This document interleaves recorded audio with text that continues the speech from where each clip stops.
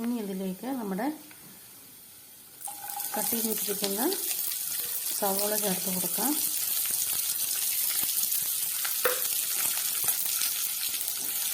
ചേർത്ത് കൊടുത്തിട്ട് ഒന്ന് സോട്ട് ചെയ്യുക.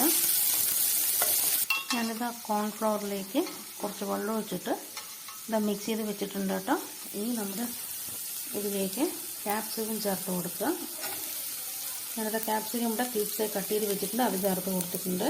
ഇനി ഇതിലേക്ക് കുറച്ച് സ്പ്രിംഗ് ഓണിയൻ ചേർത്ത് കൊടുക്കാം.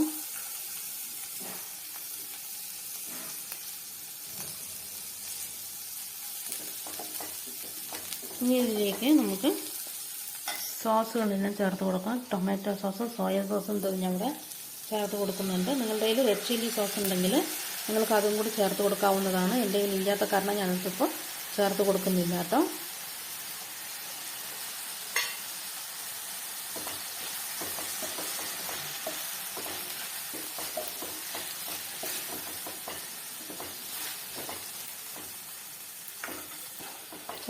സോസ് ഒഴിച്ച് കൊടുത്തിട്ട് ഒന്ന് മിക്സ് ചെയ്യാം കേട്ടോ. അതിന് ശേഷം നമുക്ക് ഒരു 1/4 ടീസ്പൂൺ മഞ്ഞൾപ്പൊടിയും 1/4 ടീസ്പൂൺ കാശ്മീരി മുളക് പൊടിയും കൂടെ ചേർത്ത് കൊടുക്കുക.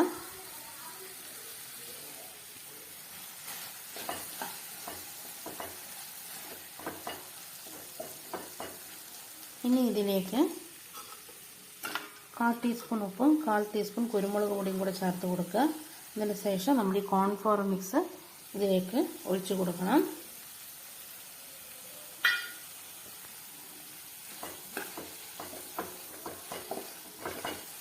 ഇനി നമുക്ക് കോൺഫ്ലവർ മിക്സ് ഇതിലേക്ക് ഒഴിച്ചു കൊടുക്കാം.